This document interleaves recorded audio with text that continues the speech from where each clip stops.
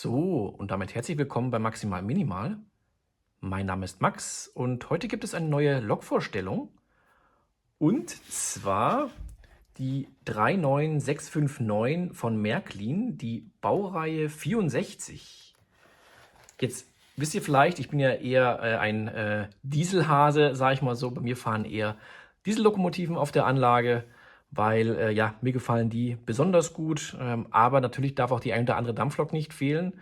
Hat definitiv auch was. Und ja, ich habe auch in der Vergangenheit schon mal die ein oder andere Dampflok auch vorgestellt.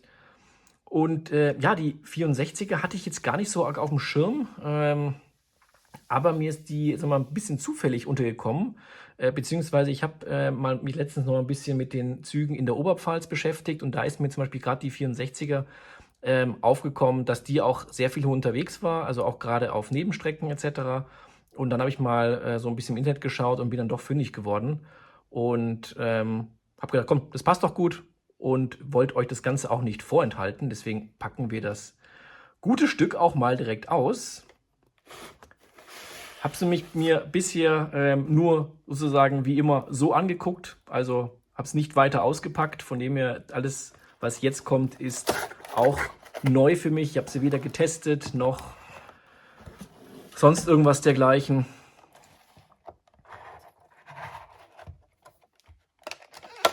Aber auf jeden Fall schon mal etwas knuffiger, etwas kleiner. Hier ein paar Ansteckteile. Und sonst für die bekannte Verpackung. So.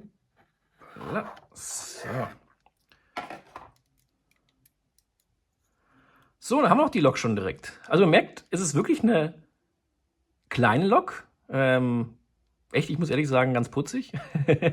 Also freue ich mich wirklich. Gerade hier zum Dorfbahnhof hin kann ich mir jetzt echt vorstellen, auf der Nebenbahnstrecke, gerade dann, wenn es dann so ein bisschen hoch geht, hinten an dem kleinen Städtchen dementsprechend vorbei, also die kleine Mini-Bergstrecke, deswegen wirklich cool. Also sowas habe ich jetzt noch nicht. Ich habe nur eine ganz kleine Lok, das dürfte die 74er sein. Und sonst dann eher dann die größeren Loks, sage ich jetzt mal so, oder auch längere Tender-Loks wie, was waren das, die 65er zum Beispiel, oder 44er, eine ältere, aber die sieht auch echt cool aus, also muss man dazu sagen.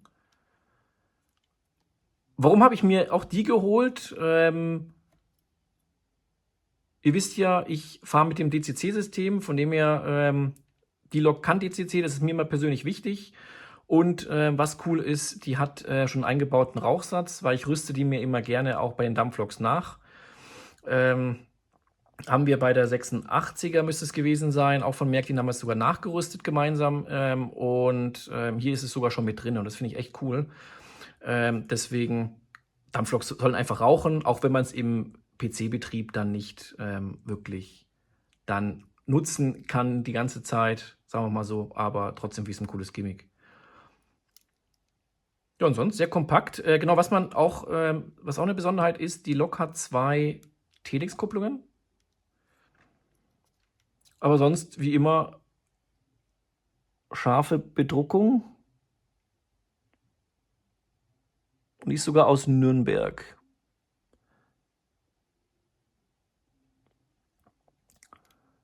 In der du da beheimatet. Ja, also ich muss ehrlich sagen, gefällt mir gut. Wirklich. Aber ich glaube, wir sind alle gespannt, weil ich will jetzt gar nicht zu viel da verlieren. Ich bin vor allen Dingen mal gespannt, wie sieht denn jetzt auch gerade so eine Lok dann nochmal von innen aus. Weil wie gesagt, wir haben es bei der 86er gemacht. Jetzt bin ich gespannt, wie natürlich das hier aussieht. Und da nehme ich euch mal mit. Dann nehmen wir mal wieder unsere wenig gebrauchte Lokliege und setzen die Lok mal da auf. So, und in der beigelegten Anleitung sehen wir natürlich dann wieder die ganzen Funktionen zum Beispiel. Die gucken wir uns aber nachher gemeinsam natürlich in dem Video auch an. Und dann ist es vor allen Dingen dann spannend, klar, neben dem ganzen Wartungs- Thema, was man machen soll. Vor allen Dingen interessant, wie wir die Lok aufkriegen. Ja.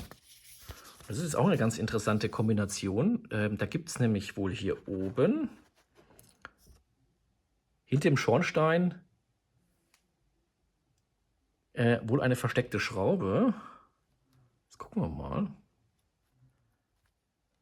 So, mit einem kleinen Cutter quasi habe ich das jetzt nochmal aufgehebelt. War doch gar nicht so einfach, aber mit dem Cutter ist ein guter Tipp dementsprechend dann.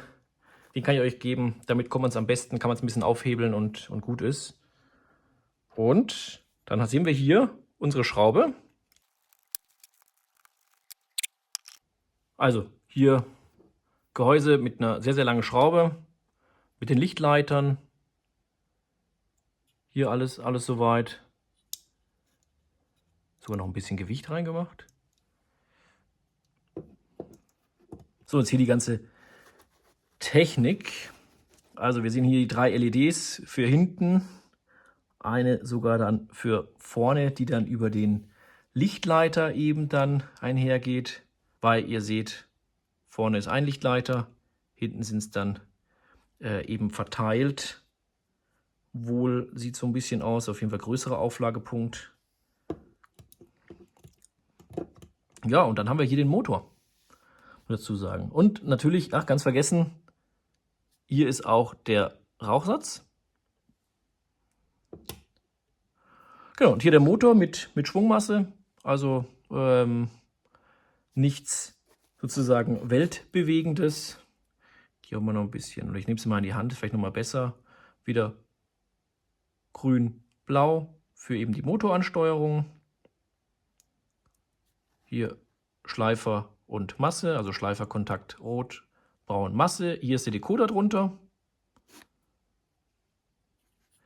Der Lautsprecher ist hier, auch mit den 2 weißen Kabeln. Geht hier hin und hier sieht man noch dann die 2 schwarzen Kabel eben für die Telex-Kupplung. Genauso auch hier kommen diese 2 schwarzen Kabel eben für die Telex-Kupplung. Die gehen dann wohl hier hin alle. Hier kommt auch dann die Telex-Kupplung quasi nochmal. Geht, glaube ich, jetzt hier so komplett durch. Sieht man auch noch ein Kabel, also von dem her, die geht dann hier eben an die Platine ran. Genau. Sound, Licht ist quasi auf der Platine, von dem her, da spart man sich einige Kabel, also intelligent gelöst, muss man ehrlich sagen. Und mehr ist es gar nicht, also es ist wirklich ganz, ganz klein. Also da ist jetzt sonst gar nicht so viel Technik mit dabei. Ist ja jetzt auch kein dynamischer Rauchgenerator mit dabei, sondern ein ganz normaler. Von dem her ist es von der Technik her ein bisschen simpler.